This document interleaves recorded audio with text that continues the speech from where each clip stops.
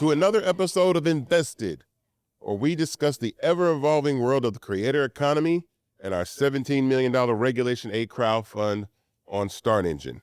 I am your host, Isaac Hayes III, founder and CEO of Fanbase, and to my far left is Noah Washington, head of partnerships and communications at Fanbase, and joining this week is attorney Thelma Anderson. Thelma has been on the show before, and most recently on Roland Martin, so we want to welcome her back to the show. She's making her way. She causes trouble on social media with the public opinion court, giving her take on the legal perspective of all things in entertainment and politics. So welcome back to the show, Thelma. How you doing? I'm doing amazing. Thanks for welcoming me back. Yes, glad to have you back. Noah, tell us why we're here. Well, that's not how it goes. Wait a minute. Back up. Sir, tell us why we're here. Right. I was putting it on you to, well, we're here today to talk about a great many things, but also talk about our $17 million Regulation A crowdfund on Start Engine that closes tonight. Tonight is the last night that you have time to invest in Fanbase. If you don't invest tonight, then I don't know what's going to happen. So if you want to invest, go to startengine.com/fanbase. The minimum to invest is $399. We are at $14.2 million raised for Fanbase. So invest before the round closes. The world is changing very, very fast. Companies are merging. People are getting let go. Formats are changing. But it all means that social media is becoming television. And if you want to own an infrastructure that distributes social media and media in the future, that's Fanbase. So go to startengine.com/fanbase and invest. So, sir, yes, you had a fun weekend. I did. What about you? I had a great weekend, but, I wasn't living it up with, some very famous folk. So this weekend, I had the chance to go to Tyler Perry's holiday rap party at Tyler Perry Studios. It was really, really fun, guys. Let me tell you something. You forget what a billionaire is until you see a billionaire, right? Like, going back to Tyler Perry Studios, I've been there before, but the level of how put on this party was, first of all, I was in the Oprah Winfrey soundstage. It was huge. It had to be 1,000 people in there. Really, no doubt. It had to be like 1,000 people in there, like no lie. It was packed with celebrities, a whole bunch of people. It was like Tiana Taylor and Taraji P. Henson and Jasmine Crockett, and Keisha Lance Bottoms and Tank and Fantasia and 2 Chainz and Big Boy and Jason Lee and Killer Mike and all these actors that are part of Tyler Perry shows. It was really, really fun. I got to go there. Shout out to Ava for getting us there, getting us invited there. And actually, so that we actually got to go in through the VIP section, have actually a VIP invite, because the line to get into Tyler Perry's party, I almost didn't go. So at first they told me to go to the secondary line. Yeah. When I'm telling you, I went around the front, like, me being me, I'm like, I'm supposed to be VIP. So I went to the front as soon as I was going to get in. And the police officer was like, "Sir, I can't let you cut this line. Some of these people have been in this line for over an hour to get in here." I was like, I called Ava like, "Well, I don't know if I'm going to go." Because I had to go to the back of the line. And it was really like, and I'll show you the video later, but it was 45 seconds of me driving and filming cars that were trying to get into this party. But it was a phenomenal party. Food was crazy. It was lavish. Like, it was just amazing. Like, top tier, high class party. Was dope. How long would you say the line was? No, it had to be, I guarantee the people didn't get in there for an hour.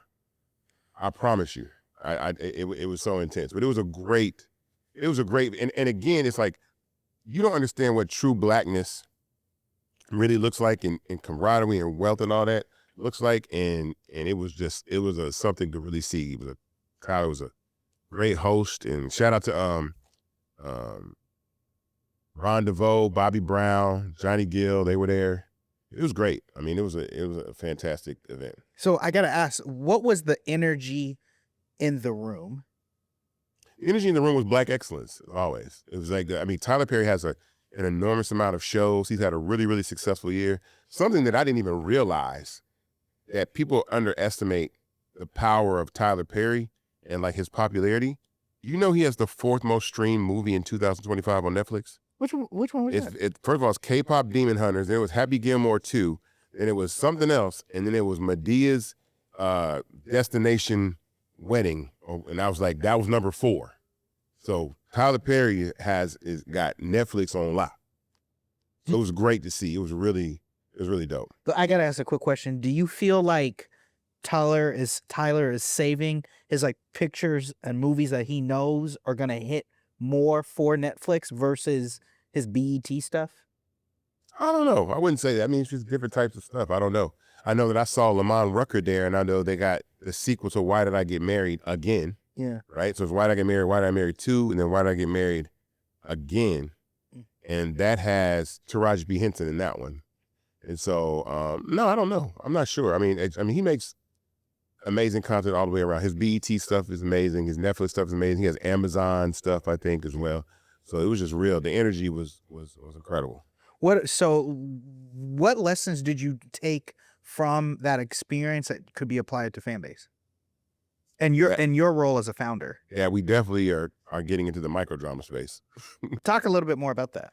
So a lot of people kept coming up to me and asking me about microdramas, right? Actors, like people that are in development, producers, writers, like, yo, what's going on with these microdramas? And distribution is a big part of that. So that's why I'm glad we're going to, distribute microdramas in 2026. But I got to talk to Carl Anthony Payne, about microdramas, and Rockman Dunbar about microdramas, and just a lot of people just had like great conversations about the microdrama space. I actually got a chance to talk to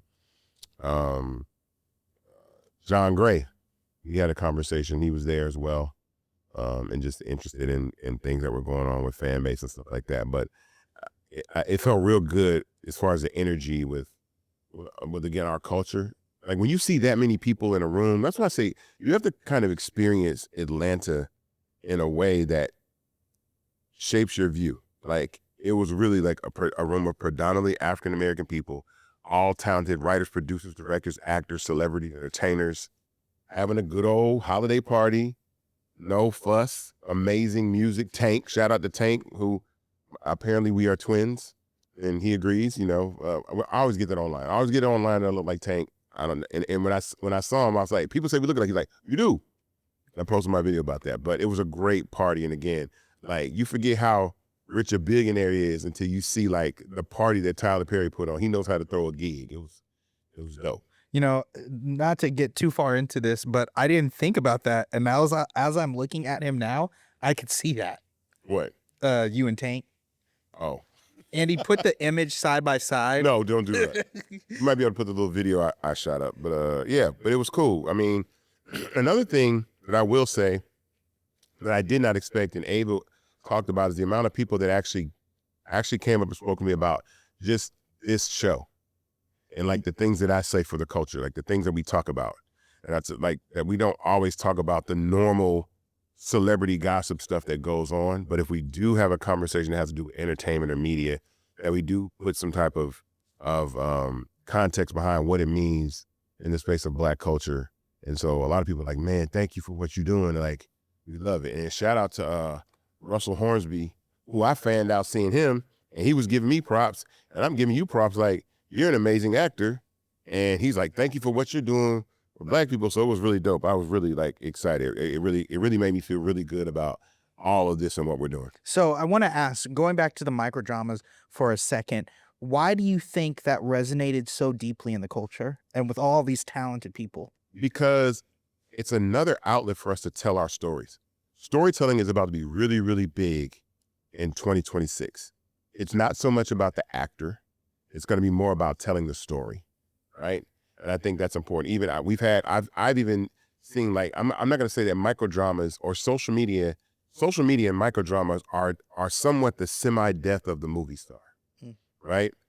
I had a disagreement with my boy Jeff. We all know my guy Jeff. Me and Jeff were talking about this yesterday, and I was explaining to Jeff that you don't understand that how much more visible microdramas are going to be than regular movies. So I put out the fact like that K-pop Demon Hunters had like 141 million views on Netflix. It was the most viewed movie this year. And I said, Jeff, the biggest microdrama in China this year in 2025 had 500 million views, 500 million views.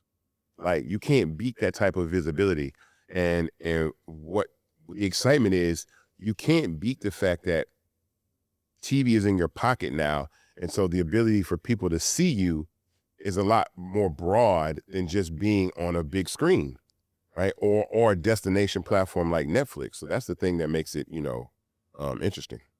So, you ready to move to the next topic? You want to introduce it, or do you want me to? Oh yeah, sorry, Miss O. Something you touched on about storytelling. I go back to the movie Sinners, because in Sinners, the stories were not told. Like, we didn't know the background story. So a lot of people walked away from that saying, dang, we wanted to know more about the wife, or we wanted to know what actually did the brothers do. What's that do? Yeah, because they gave us this bad boy image, like they were just out here cops and robbers, like, but we was like, we ain't see that, like, and we ain't see how she held him down and how they had this real love story. So I do believe that we are looking more towards the story, like, show us, like, we want to feel as invested as y'all want us to feel. Right. It's not just, put a big action star in a movie and put his name on the marquee and people are going to show up. I think storytelling is actually really going to matter. But yeah, it's and again, we're seeing ourselves in places that we've never seen ourselves before. With microdramas, we get to tell stories where we are werewolves and vampires and we are billionaires. Yeah. You know what I'm saying? And that's good. We're not Hollywood doesn't get to funnel us through whatever they think on screen looks like for us. Because every time you let black people be something other than what Hollywood casts us as, it's the biggest thing you ever seen. Yeah. Like, but superhero, Black Panther, biggest superhero movie of all time. Biggest movie of the year, Sinners, vampire movie. Yeah. And Rolling Stone and Variety, y'all are both full of shit for not saying that's one of the top movies of the year, by the way. So they both of them put out lists of the top movies of the year, and Sinners was not on any of them. Y'all are full of shit. We know what that shit's about. But that's exactly why y'all are going to fail, and Hollywood and those publications are going to fail miserably when microdramas and social media becomes television, because you can't control it. You'll be begging people to come on there and talk about your raggedy projects.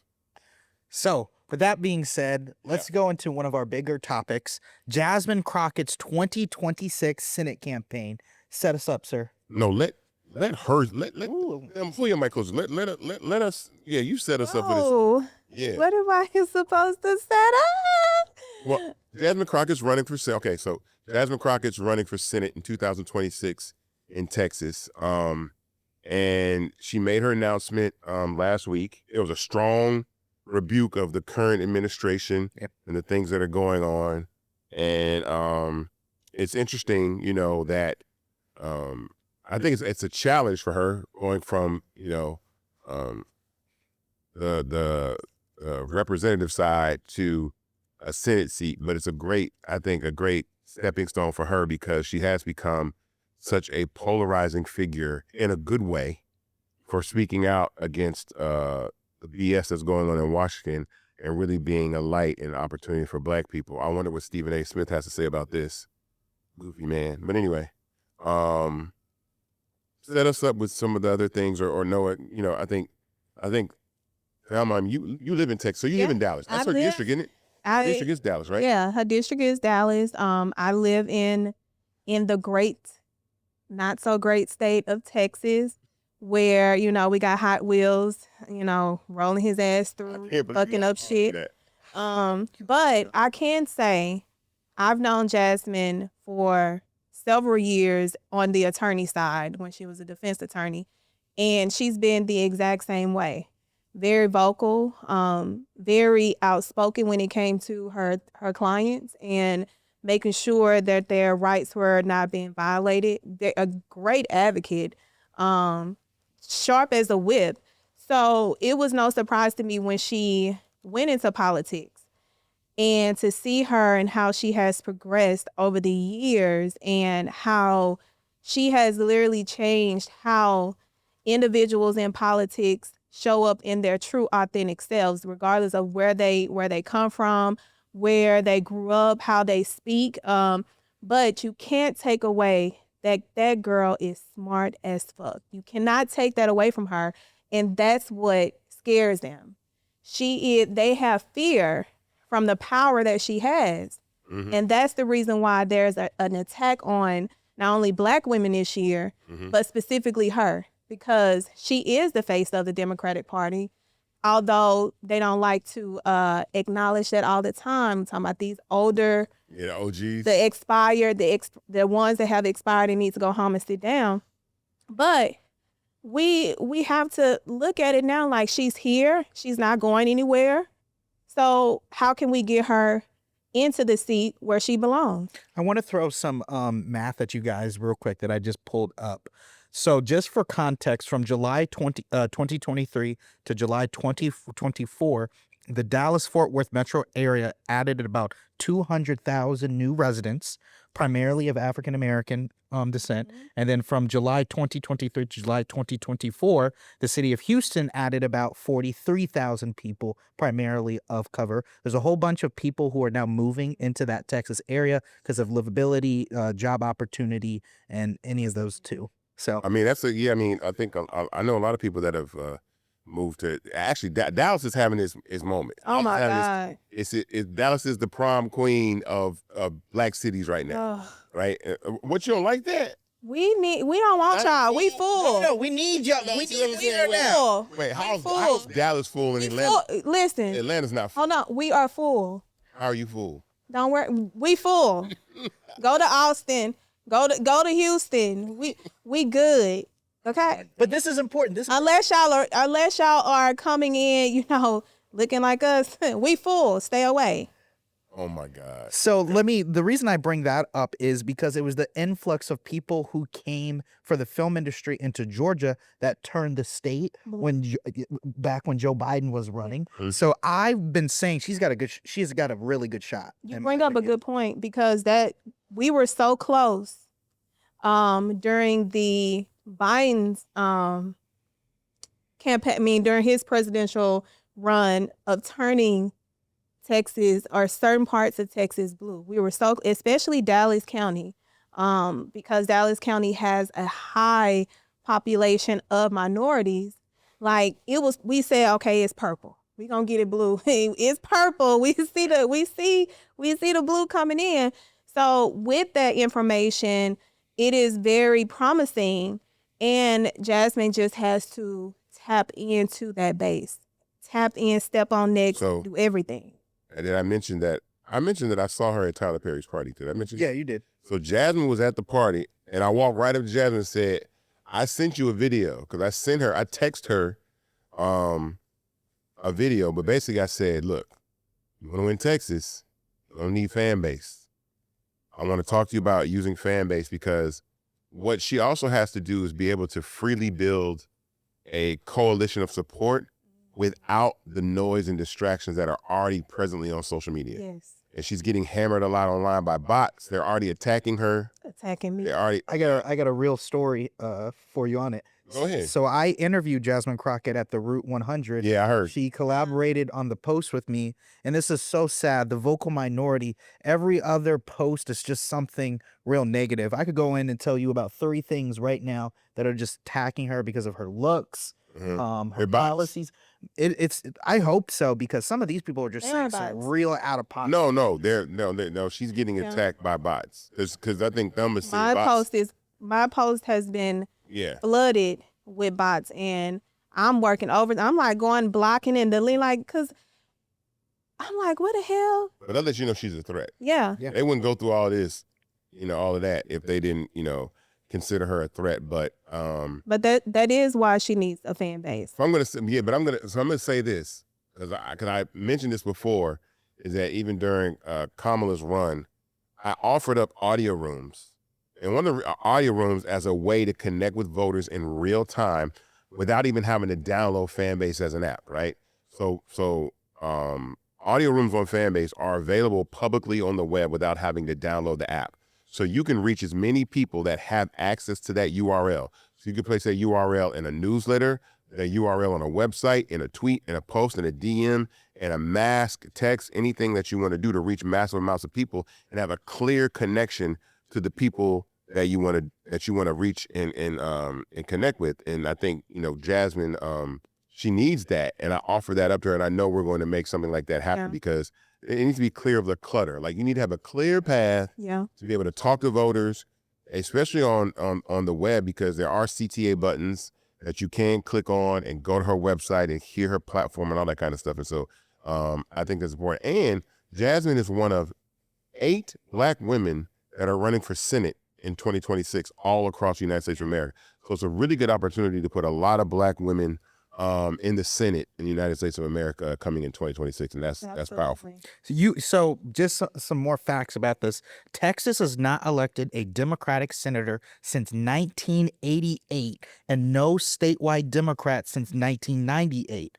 What do you guys think it'll take for a Democrat to win in 2026? You just spoke to audience.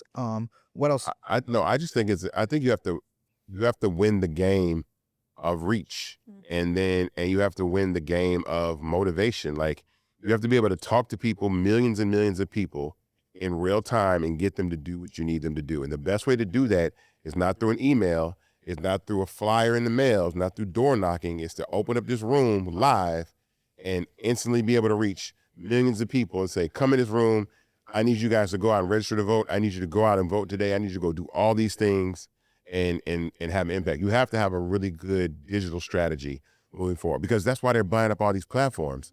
That's why they're trying to buy TikTok. So they're like, yo, nothing to Jasmine Crockett on TikTok in 2026 at all. And so we have to have alternative platforms to make those things happen. Thelma, I have a question for you.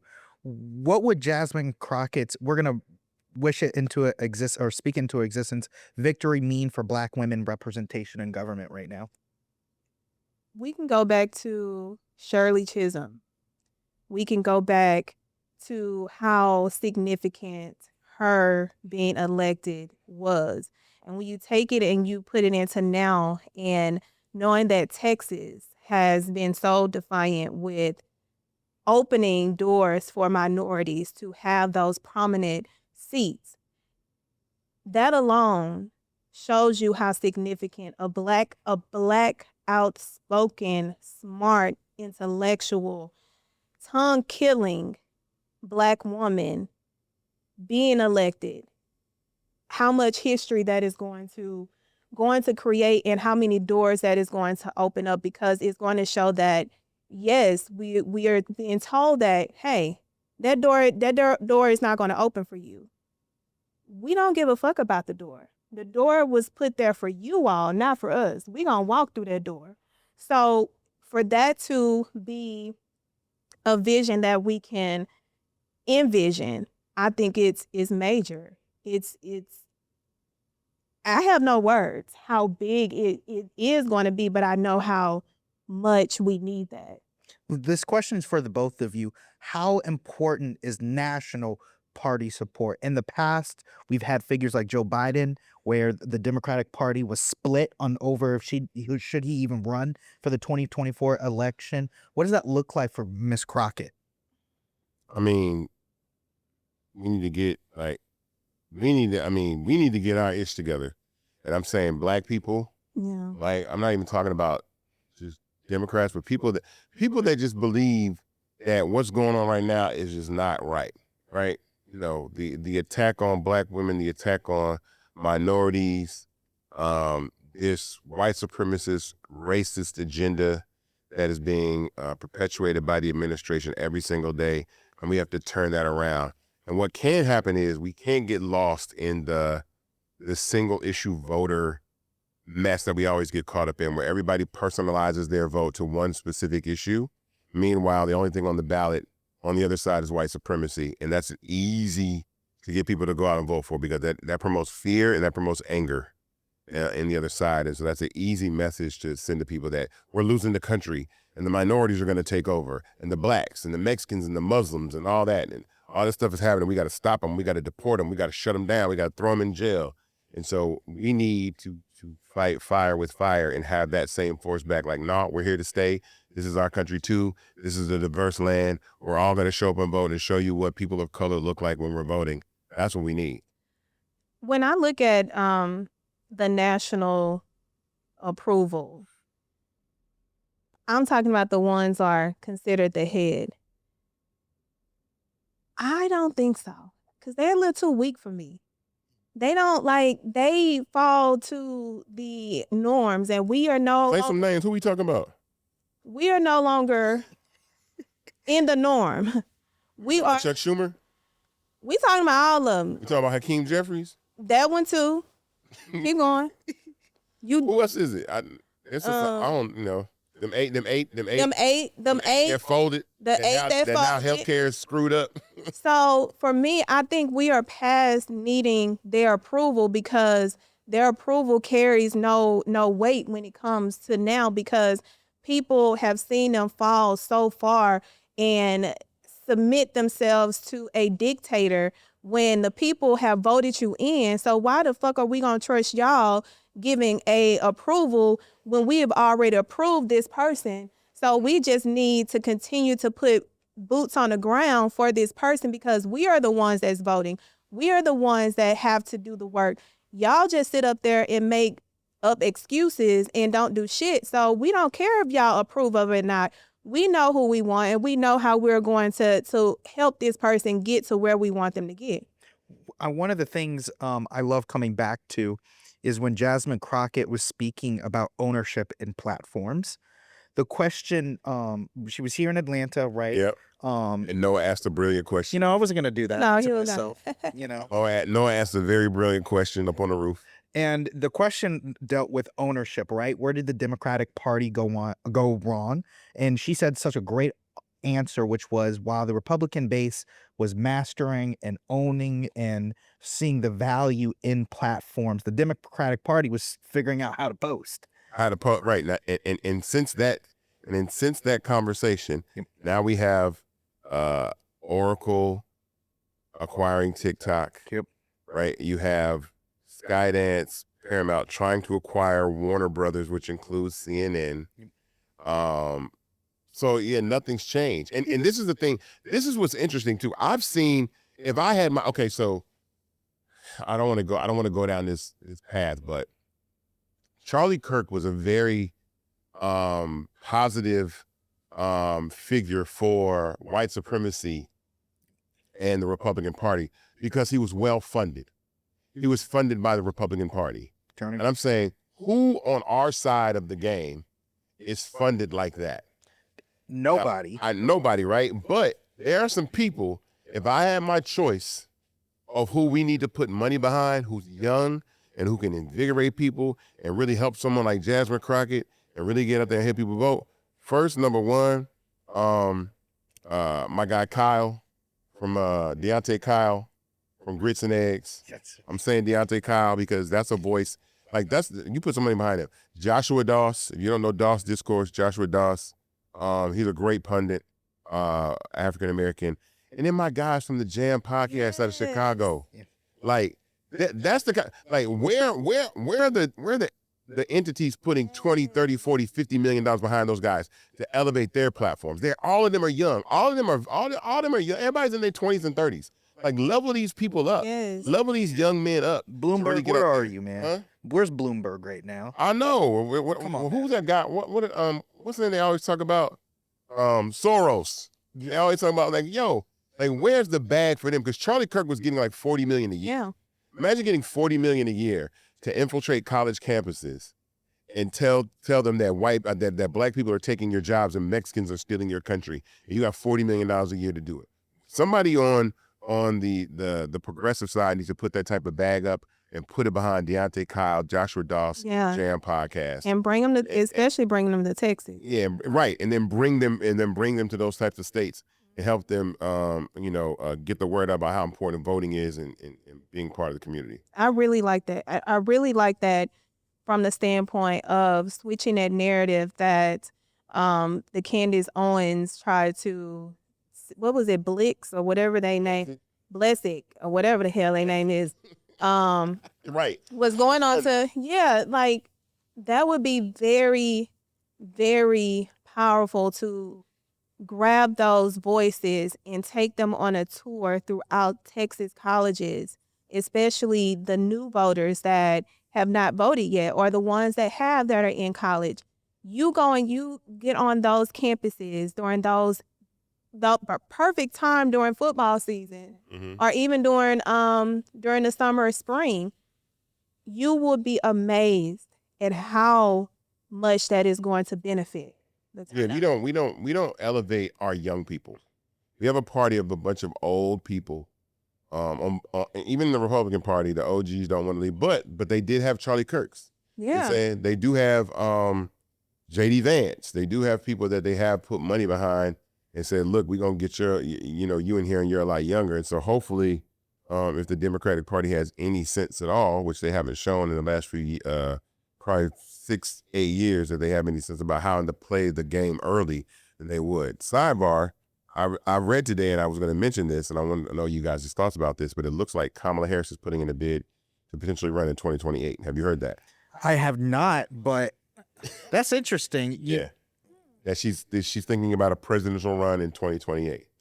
What are your initial thoughts on that? Honestly, just to piggyback before we go there, I believe and to take it back to Jasmine real quick, she gave Jasmine the blueprint on how to actually run a successful campaign. If she take the mistakes of what Kamala did Oh, okay. and switch it into You and I both had the same look, like, wait, right? What? yeah, like Successful campaign. Yeah, you take the mistakes that she made Yeah, I'm about to say. and you look at Kamala ran. you look at campaign. no, you look at what she did wrong and how she could have done it right, and you bring that shit to Texas. Mm-hmm. And that is going to set her up to have as much success that she wants to have with this campaign, because Kamala crawled so she can walk that shit back to Texas and take advantage of it. You know, we might have had this conversation, Mr. Hayes, but I think what happened with the Harris campaign is the exact same thing that happened with the Clinton campaign, and that they put their resources into all the wrong things. They put their resources into old, play out stuff that we already did here in Atlanta. And even people who were speaking, respect. I love Meg Thee Stallion, but I don't I necessarily. don't want to see her ass I don't want to see her shaking ass on the stage. But here's what I mean by that. When Keisha Lance Bottoms was running in 2017, the strategy to get celebrities to back her campaign was me and Falana. Like, literally, like, we were the ones that gathered the Killer Mikes and the T.I.s and the Ludas and the Will Packers and everybody across the city to get Keisha into office. And since then, we're going back to 2017. We're in 2025 now. People have been trying to run that play over and over again. Stacey Abrams tried to run that play. I was like, that's not the play. Joe Biden, he didn't really run that play. He had COVID to run off of, right? But even with Kamala Harris, you can't do that. You can't put a whole bunch of celebrities up on page. And because I love Quavo, I love Beyonce, I love, Megan Thee Stallion, but those aren't the voices that need to lead in a moment of crisis or be heard in a moment of crisis. What you need to do is you need to allow those types of people to speak to their audience on their platforms in their way to come out and vote for you.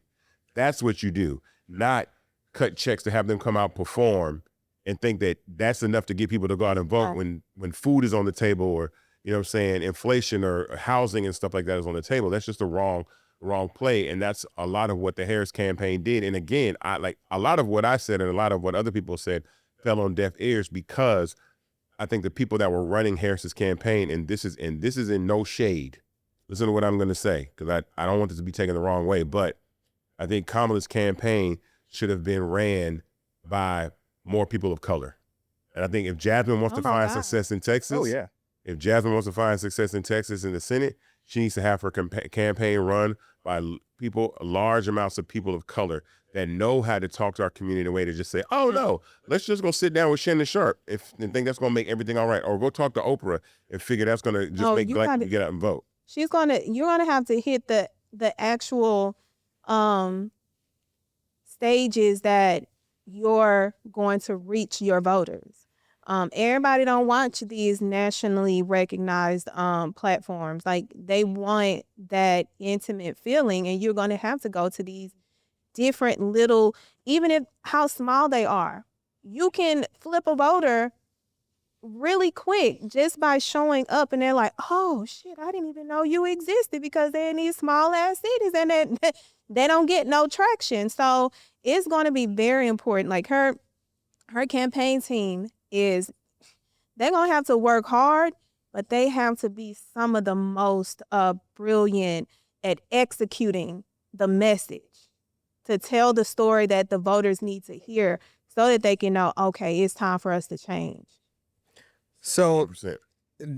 is there any last topic thoughts you guys have on this topic? No, I mean, just like, hey man, Jasmine, you know what's up? Fanbase, young people, Yeah. energize the voters. Go to people's phones. Like, ain't nobody looking at TV no more. I mean, and I know that older people vote more than younger people, but I think you have a real opportunity to get people out now. And this is a fact. It's a fact about Texas. Texas has the largest population of black people in the whole United States of America. Just in one state, they have the largest population of black people in the United States of America. They could effectively, along with the other progressive people that live in that state, if all engaged and if all motivated to go out and vote, she could win that state. Yeah. My last thing is run for president, Ms. Crockett. There you go. Cool. So, Sky's the limit. all right, sir. How about you set us up with this next one? Ebro Darden and the cancellation of Ebro in the morning. All right. So shout out to my guy, Ebro. This week, Ebro in the morning from High 97 was removed after his longtime stint on the radio for over a decade. The decision came shortly after ownership changed at the station, with Funkmaster Flex is now moving to the morning slot.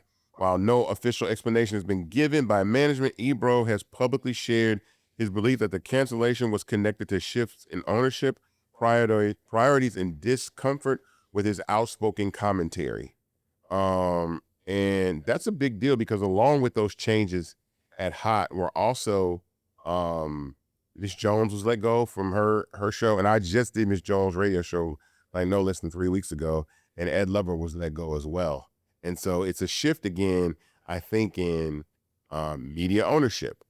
And what bothered me the most? This bothered me, and again, it was a lesson. I feel like a lesson or something that people could learn is that I saw Ebro post, and they were starting a brand new YouTube page all over again.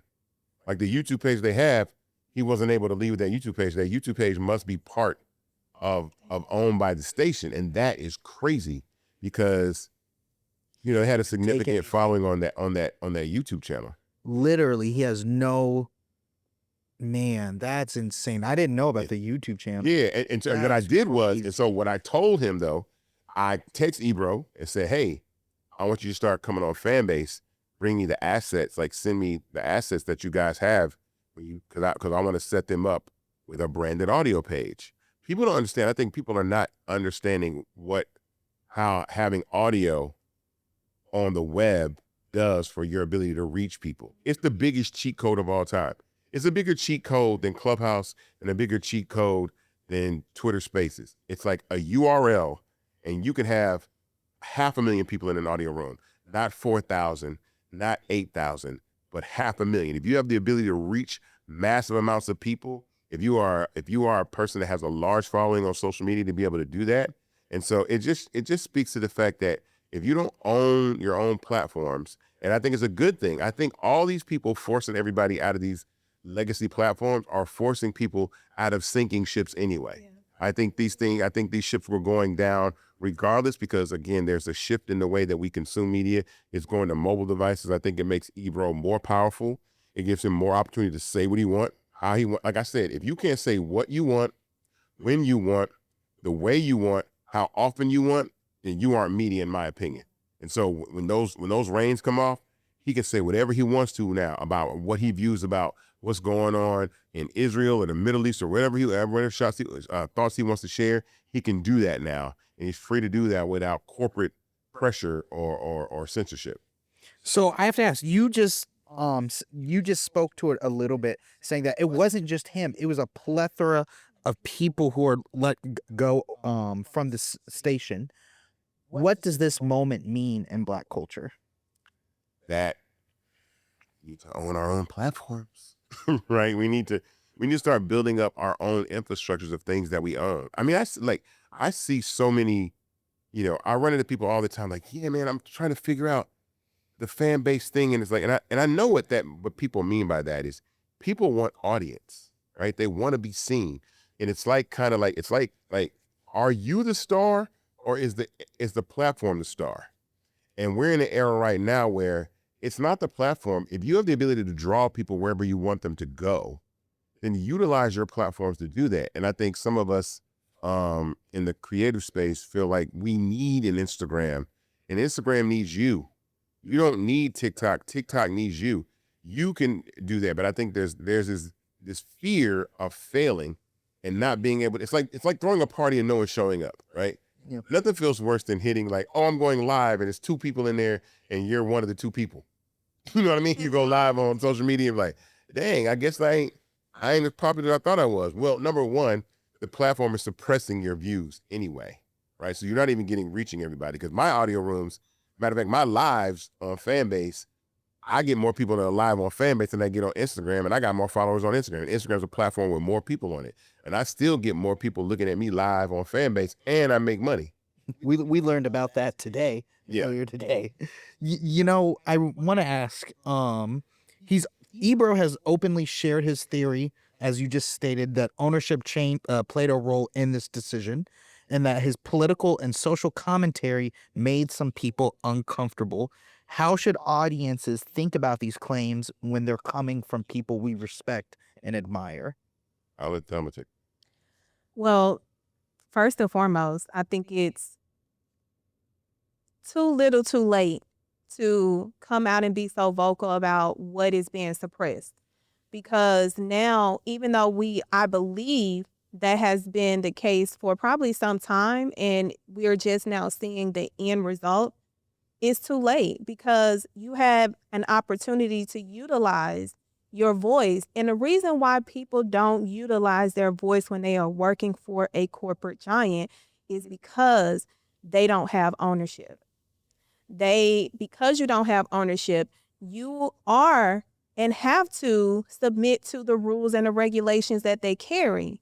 And going back to 2020, when we went into the pandemic, I don't know why these big voices didn't take that chance and that opportunity to create their own fucking platforms at that time, because we got the infrastructure on streaming and working from home and utilizing the cameras and the audio and having everything built.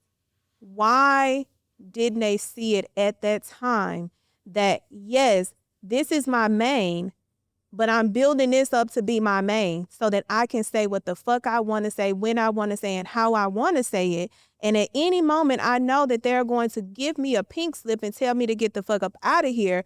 But I don't care, because I already done built up my own. I have everything. So you telling me no is me telling myself yes. So when I look at it, I'm like, it's a little too late. You have the power and the position to say what needs to be said so that people can be on the lookout. You don't want us to come from the back trying to support when we could have been supporting from the front. How about you, sir? Well said. I mean, it's the same thing. I mean, like I said, platform ownership. I mean, again, I don't think people will, nothing, you know what it is? I say this all, like, life has a way of doing this. When you get comfortable, life has a way of pushing you, kind of nudging you towards the edge of the plank and be like, you're going to have to make a move. Like, there's no going back. Like, this closes. Like, we're no longer doing this anymore. We're getting rid of whatever. And like, that's how you make your money. It's like, okay, like it'll shift the way that you have to think about how you operate in this world. Like, okay, so in the last year, we've seen Joy Reid and we've seen Don Lemon. We've seen Mark Lamont Hill. We've seen, and now probably Ebro, we've seen people moving to these digital spaces that give them freedom to speak about what they want to speak about.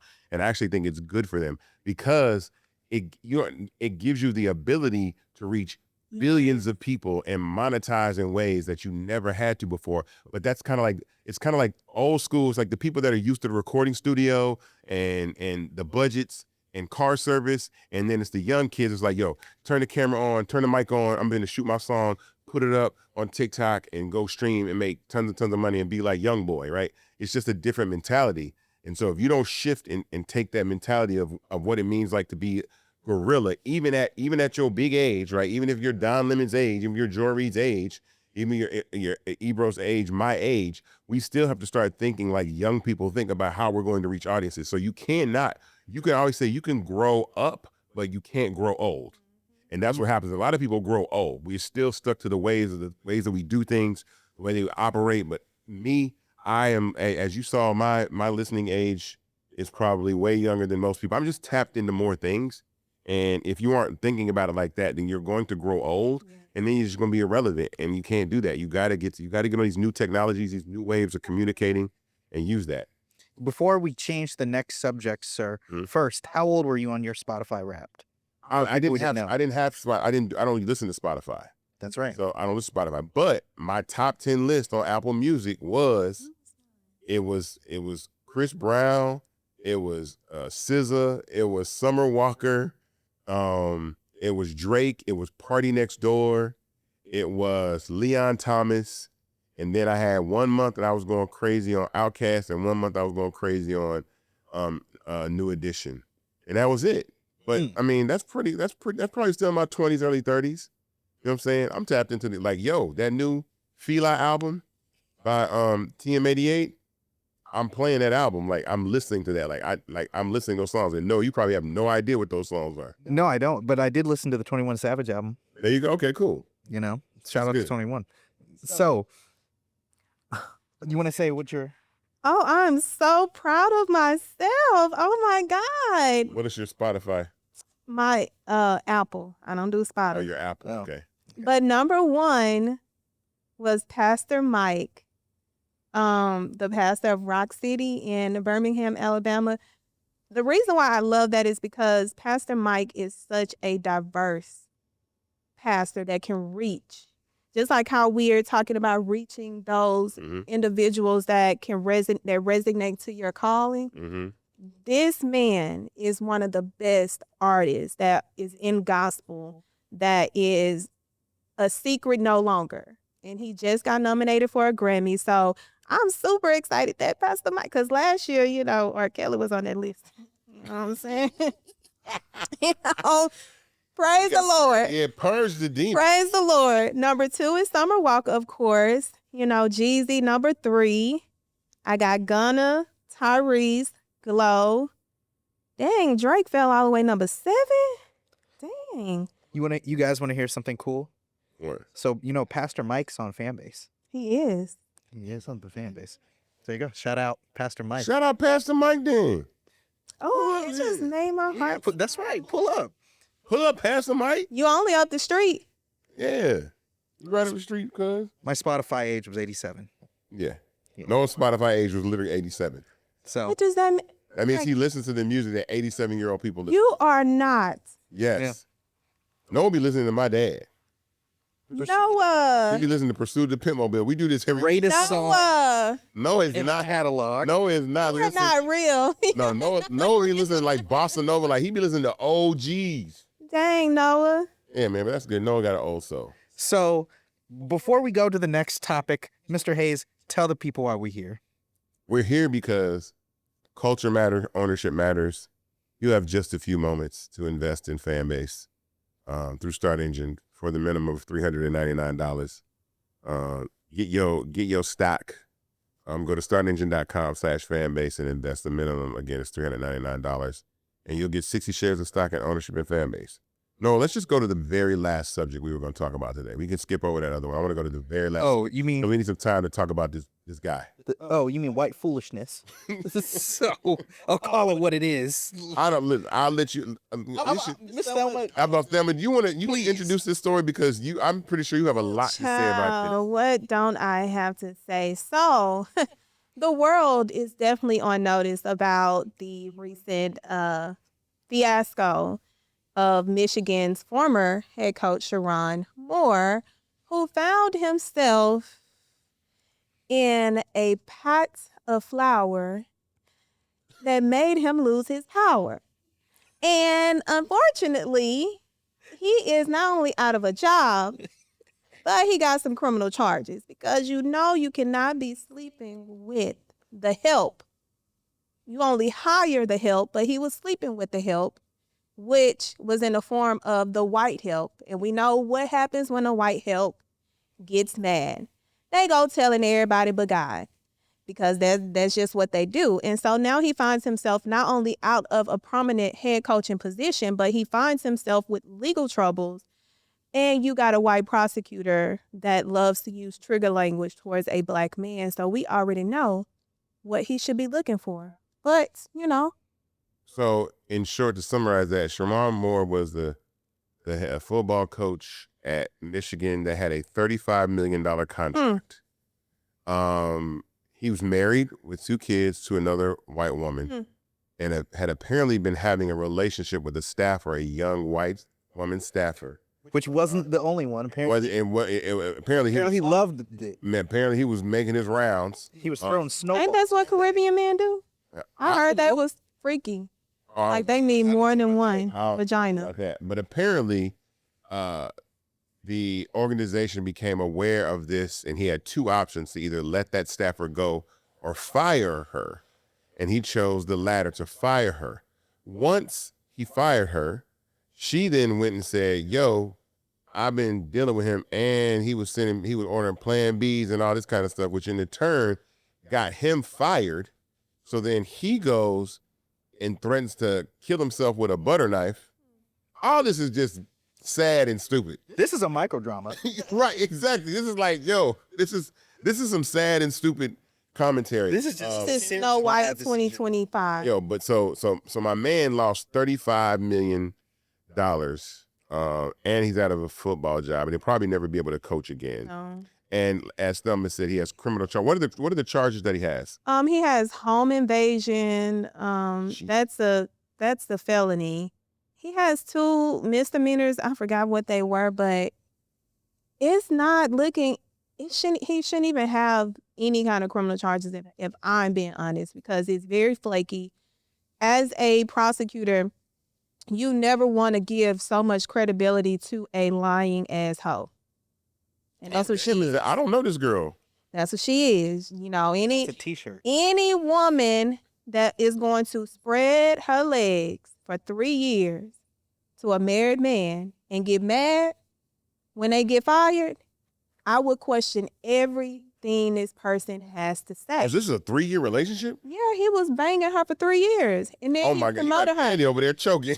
Yo, my thing is, what was over there like, God damn. What was his ex? What did he think was gonna happen? I don't even know what. First of all, and then on top of that, another OnlyFans model said that she was also in communication with him. It gets worse. After he got fired and during he got fired, as well. So my man, the first thing they be getting on my nerves when they want to come out after the fact. Like, what was you before? Hold on. What this lets me know is he was not prepared for the level of success that he was the opportunity. They said he was a DEI. No. Okay, fine. That's what they said. Jim is the one that put him, like, literally talked him up to because he worked under Jim for all those years. So they said that he's literally from of that regime. Yeah. So that doesn't mean Jim Harbaugh isn't black though. No, but they're saying he basically made the call like, hey, this is the person that needs to be elevated. Well, once again, the phrase that I always say, which I repeat to myself often, is you cannot aspire for greatness and entertain mediocrity. So I want to... You can't do both, ladies and gentlemen.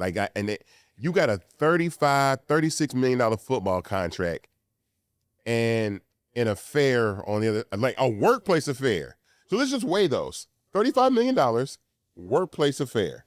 Look, do what you want to do. You can have affairs, but if it's going to put your job in jeopardy, then I would have affairs outside of my job, because then it's just affairs. Here's the thing, that this is not uncommon to happen Why? in college football. Like when you No, this is not coming to happen in work. No, what I'm saying is things like this happen all the time with the behind the scenes with these coaches. This is not the first one. He's just the first one to receive a position that I don't feel that he was qualified yet for. Because oftentimes when you take a position and you know you're not ready for it, then that means that you have been disobedient to your process. So now you're about to get an actual lesson behind all of that. And the fact that I'm saying he wasn't qualified is because he has weak dick syndrome. When a man has weak dick syndrome, when they are in a power position and they choose to weaken their dick for a moment, they're not qualified and they're not ready for the damn position. And it's clear that for 3 years, this man was not ready for the position. He saw the title and he said, oh, I can have all more power. I can have this power. I can have this influence.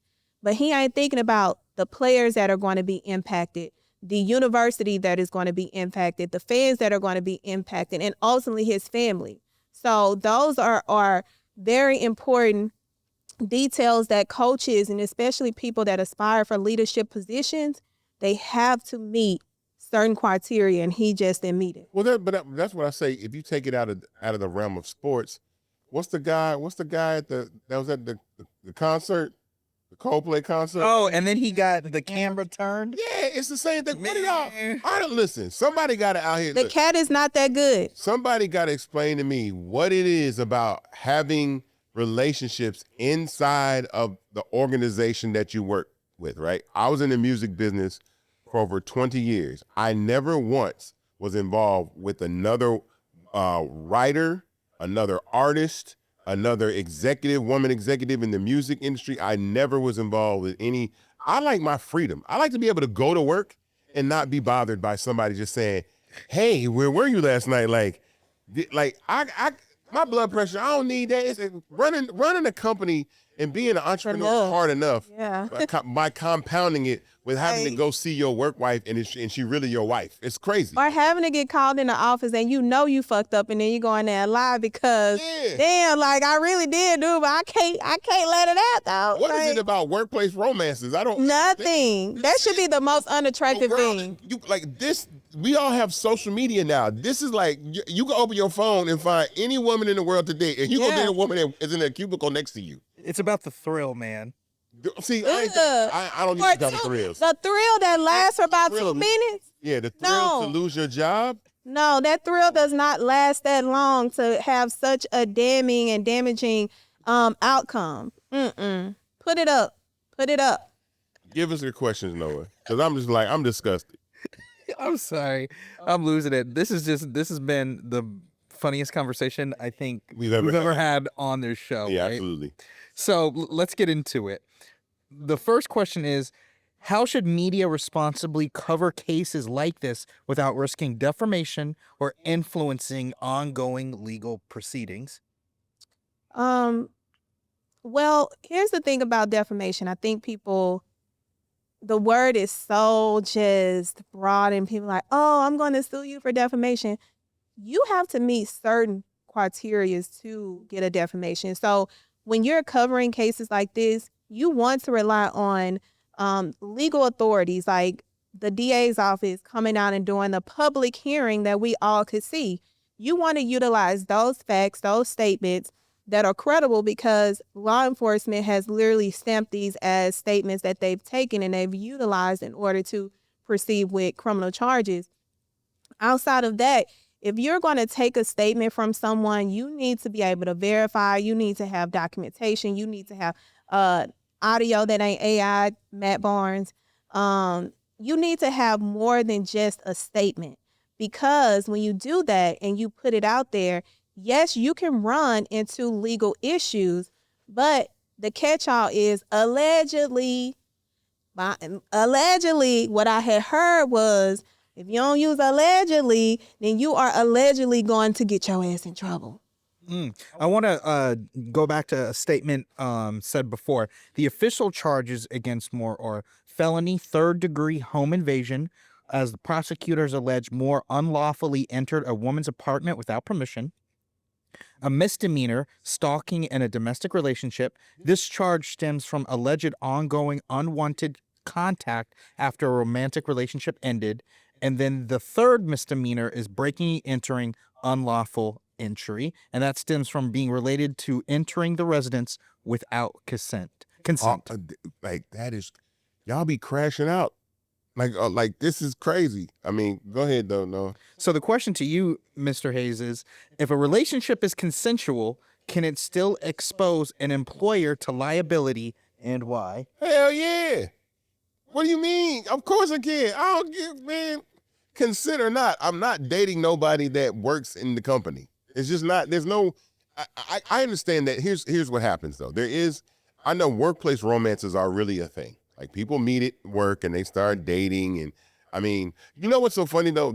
I said this before. I think I said this before on this podcast, but God rest her soul, Hamira, one of my coworkers was murdered by her husband because she was having a workplace romance with one of my coworkers who worked in the warehouse with me at the linen loft when I was 20 years old. And it just like, it shocked me because she was very young.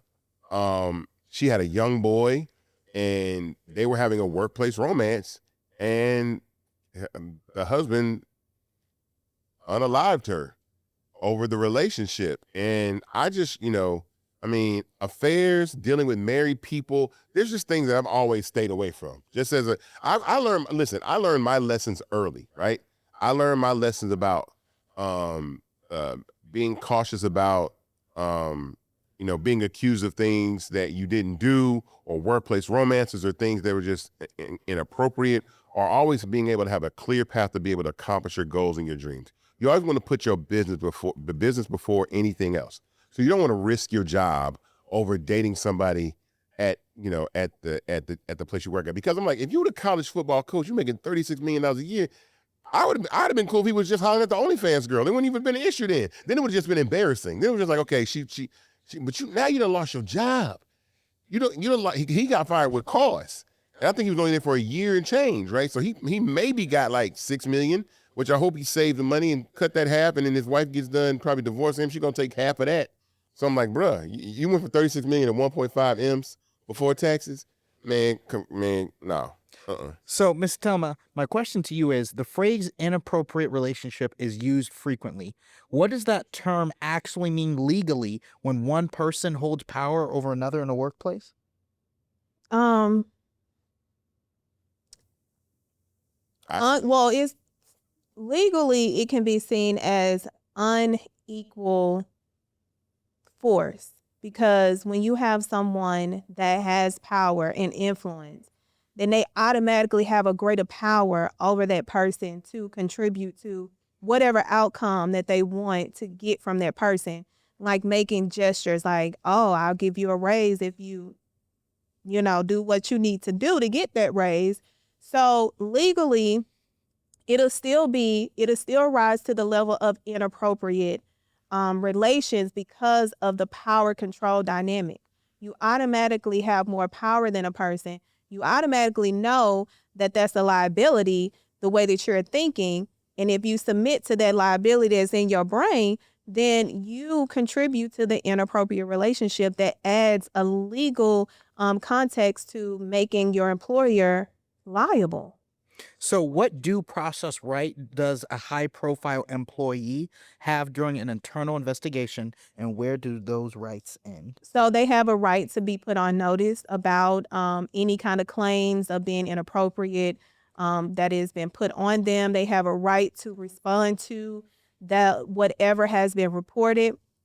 They have a right to counter whatever outcome is related to the investigation. And they will have a right to appeal if said investigation deemed to be valid and they get dismissed with cause. So what a lot of people don't understand what with cause means in a college football contract, you have to give this person notice.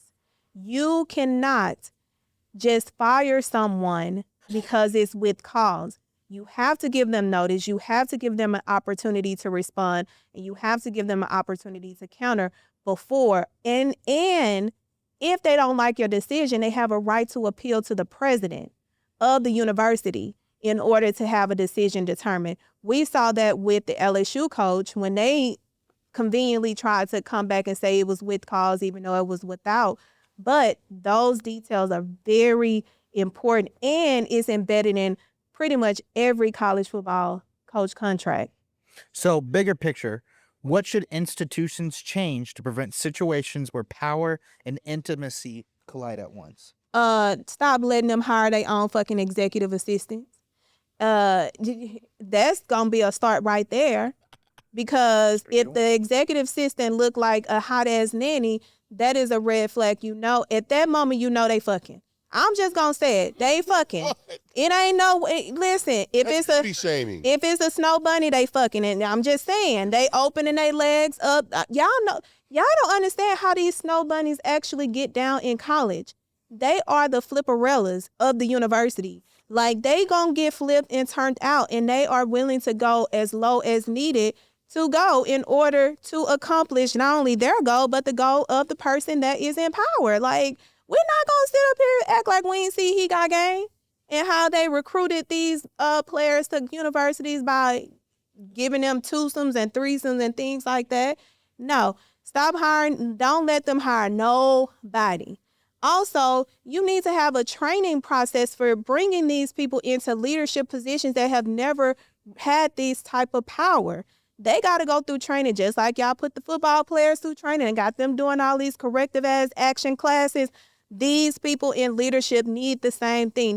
This stuff is coming overnight, and this is a different power dynamic that they may not be ready for, and y'all are entrusting. So y'all got to get them some fucking training too. Yeah, I mean, what she's, So before we go, sir, is there any more thoughts you guys want to put towards this? I'll just say this: as men, like, as people, let me say this, because, oh yeah, I didn't tell you this, I forgot. There's somebody that I saw at Tyler Perry's party. Ooh. Guess who I saw at Tyler Perry's party? I don't even want to guess and get somebody caught up. I saw Fonnie Willis, the DA, Fonnie Willis at Tyler Perry's party. Who was she with? One guess on who her date was, Noah. The same dude? Yes! And I was like, oh my God. Well, right there, that's what I mean. Funny? That's foolishness. Bro, the same dude was her date at Tyler Perry's prison party that cost the whole case. You know what's crazy? I was talking to my dad about this. That is the biggest piece of foolishness probably in human history. But bro, that's what I'm saying. It ain't got nothing to do with college football. And it ain't got nothing to do with weak, whatever you just said. People can be weak on both sides. No, listen, I ain't gonna hold back on that, because that's true. Like what white women is to black men in power, when black women get in power, they fall for the two. So I mean, listen, we got her, we got Cantrell, and I'm just like, there's so many more penises out here. Why do you need that one? Why do you need that one? You know how much is at stake. Why do you need that penis? When I saw Fonnie Willis walk by with the same guy that cost all of us the Trump case. Yeah. I was like, put us through misery. I was like, oh my God. Another 4 years. We was out here fighting for our life. I'm like, protecting her. I can't believe this. It's like, I don't understand. I don't understand how people can't separate business and pleasure. But here's my thing. Would we felt better if she completely cut it off? At that point, you might as well stick with around. No, it must be love. That's what people saying. That like, she must be in love. They must be in love. Ain't no way you blow out your whole career and then still be with somebody. It's got to be love. Listen, the cat and the penis is not that good to be put in what you work hard for. Like, that is a liability. You hear me? Yeah, that was totally shocking when I saw that. I was like, I can't. Did you say something to her? No, I was really in shock. I was like, oh, it's Fonnie Willis. And that nigga. guy, like, what is going on?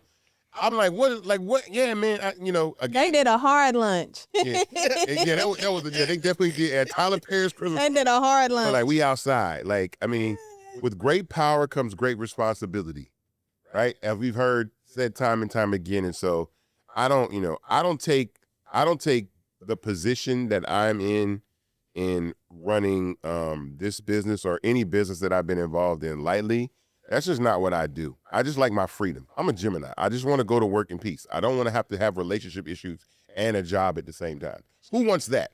Who wants to have relationship problems and a job at the same time in the same place? That's terrible. I don't want that. So the moral of the story is do your work and then stay outside somewhere else and find somebody else. If you guys want to cheat on your wives, then just cheat outside of your paycheck.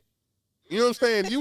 Right? If you want to giving raises, cheat outside of your paycheck, my guy. Like I if you're gonna cheat, paper trail. Cheat outside of the money. Don't cheat inside the money. Don't cheat as the coach. Don't cheat as the president. Don't cheat as the CEO of the company.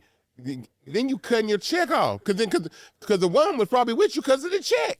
So now you done lost your check magnet and your check. You can't do that. Like we can't. Have some decorum, guys. Like all of these guys that are cheating, their accomplishment, they have resources. They could date whoever they wanted to date. They just happen to be married already, so they probably should just get divorces and then just live a free life. Just, you know what I'm saying? What's the problem in getting divorced too? I don't understand that either. Oh, here's the thing. Know. I believe women love men who are married because then they're desired by someone else other than them. That's a whole separate subject for another time. Okay. And that's why 2025 was unprofessional. Very fucking unprofessional. Yeah. When nobody professional in 2025. 2025 was the most unprofessional year ever. It was. People were just unprofessional. And doing all kind of crazy. And it looked like it's going to end unprofessional. Yeah, it looked like it's ending unprofessional. People were going out like that. I mean, God bless them. But it should serve as a lesson to anybody else out here that's aspiring for some greatness. You can't aspire for greatness and entertain mediocrity. Yeah. It just can't do both. So, sir, close us out. Why are we here? We are here because we are on the closing moments of our $17 million Regulation A crowdfund for Fanbase on Start Engine. If you go to startengine.com/Fanbase, you too can have equity with the other 29,000 plus investors in Fanbase for a minimum of $399. That gets you 60 shares of stock in Fanbase at $6.65 a share. In 2026, we have microdramas that are coming. We are continuing to develop and grow our algorithm on the platform.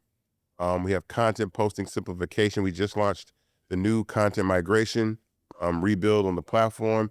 And we're bringing in new talent in 2026. And so if you want to be part of this movement of ownership and equity in social media, television infrastructure, and go to startengine.com/Fanbase to invest. And we will see you next week on another episode of Invested. See you later.